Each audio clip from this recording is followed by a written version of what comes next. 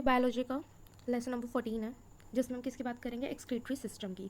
Excretory में egestion की बात चलती है, जो वेस्ट प्रोड्यूस हुआ था ना डाइजेशन के टाइम पे, उसका रिमूवल करना है। कैसा वेस्ट था वो, नाइट्रोजनस वेस्ट था, यूरिया अमोनिया या यूरिक एसिड के फॉर्म में निकलता है। एक्सक्रीटरी ऑर्गन्स क्या, हमारी मेजर जो है वो किडनी है, स्किन भी कुछ एक्सक्रीट आउट करती है, लीवर भी एंड लंग्स भी।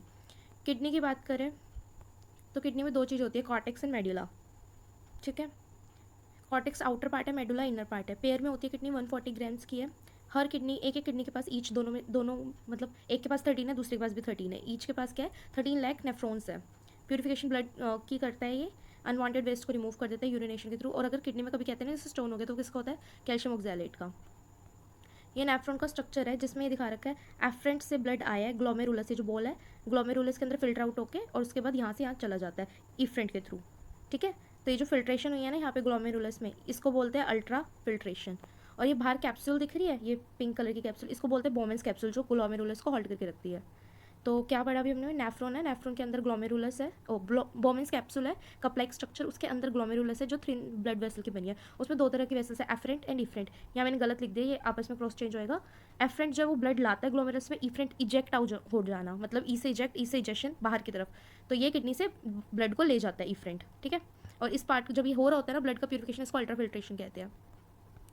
उसके बाद इसके अंदर है कि कितना ब्लड सप्लाई होता है फिल्ट्रेट होने के लिए, पर मिनट 125 ब्लड को ये फिल्ट्रेट कर देती है, 125 ml। ठीक है, तो एक डे में 180 लीटर कर देती है।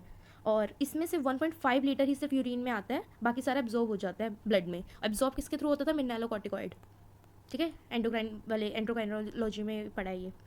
ठीक है, यूरिन में क्या होता है, 95% तो वाटर ही होता है, थोड़ा बच्चा कुछ यूरिक एसिड होता है, क्लोराइड, सोडियम, पोटेशियम, कैरेटिनाइन, ऑर्गेनिक और इनऑर्गेनिक कंपाउंड्स होते हैं। कलर कैसा होता है, ये लाइट येलो कलर होता है। क्यों कल ऐसा होता है, यूरोक्रोम की वजह से। यूरोक्रोम क्या, जो हेमोग्लोबिन है ना, रेड पिगमेंट, उसका डिसोसिएशन फॉर्म है यूरोक्रोम, इसलिए वो येलो कलर में होता है। और जो यूरिन होता है उसका pH 6 होता है, that is slightly acidic. Path अगर देखा जाए तो क्या पाथ फॉलो होता है फिल्ट्रेशन का, किडनी से यूरेटर, यूरेटर से यूरिनरी ब्लैडर, देन यूरेथ्रा। ठीक है, मेजर पार्ट हमने पढ़ लिया, अब हम स्किन का पढ़ लेते हैं। स्किन में ऑयल ग्लैंड होते हैं जो सीबम प्रोड्यूस करते हैं, और स्वेट ग्लैंड्स होते हैं जो स्वेटिंग प्रोड्यूस करते हैं, और ये भी एक एक्सक्रीशन का क्या है, मैकेनिज्म है। लीवर का देखा जाए तो उसमें अमाइनो एसिड या अमोनिया को यूरिया में कन्वर्ट कर दिया जाता है, और यूरिया के बाद तो ये किडनी से फिल्टर आउट होएगा ही। ठीक है, अमाइनो एसिड से अमोनिया बनना डीएमिनेशन होता है। ठीक है, डीएमिनेशन। और अमाइनो एसिड या अमोनिया का यूरिया बनना और इसमें साइकिल के दौरान होता है।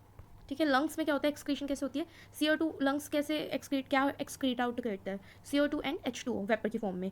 तो जो भी जैसे हमारा फूड है, गार्लिक, अनियन एंड स्पाइसेस, ये ऐसे फूड है जिसमें वाटर कंपोनेंट प्रेजेंट होता है, इसका मतलब प्रेजेंट है, प्रेजेंट होता है। और जब ये प्रेजेंट होता है तो ये लंग्स के थ्रू ही एक्सक्रीट आउट होता है। ठीक है,